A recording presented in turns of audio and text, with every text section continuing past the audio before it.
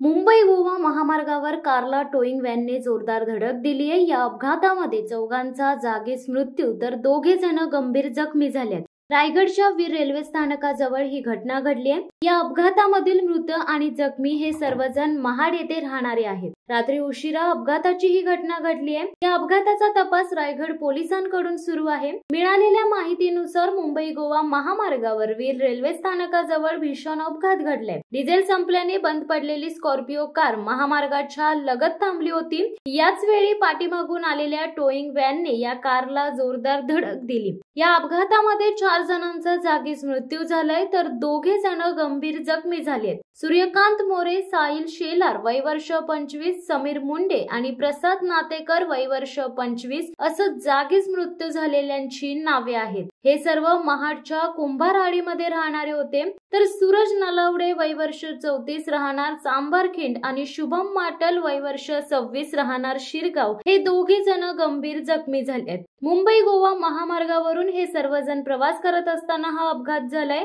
महाडवरून मुंबईला जात असताना वीर रेल्वे स्थानकाजवळ स्कॉर्पिओ कारचे डिझेल संपल्याने कार बाजूला थांबवण्यात आली होती। कारमधून प्रवास करणारे हे 6 जण कार शेजारी उभे होते। त्याच वेळी पाठीमागून येणाऱ्या टोईंग व्हॅनने बंद स्कॉर्पिओला जोरदार धडक दिली। टोईंग व्हॅनच्या धडकेने स्कॉर्पिओ कार सुमारे 50 मीटर लांब उडवली गेली आणि सर्व्हिस रोडच्या पलीकडील खड्ड्यात पडली। अपघातादरम्यान टोईंग व्हॅनने कार जवळ उभे असलेल्यांना जोरदार धडक बसल्याने यामध्ये चौघांचा जागीच मृत्यू झालाय तर दोघे जण गंभीर जखमी झालेत। शिवसत्ता टाइम्ससाठी रेश्मा माने, महाड। दे धडक बेधडक वृत्त देणाऱ्या आपल्या शिवसत्ता टाइम्स न्यूज चॅनलला लाल बटन दाबून सबस्क्राईब करा आणि बेल आयकॉनला क्लिक करायला विसरू नका।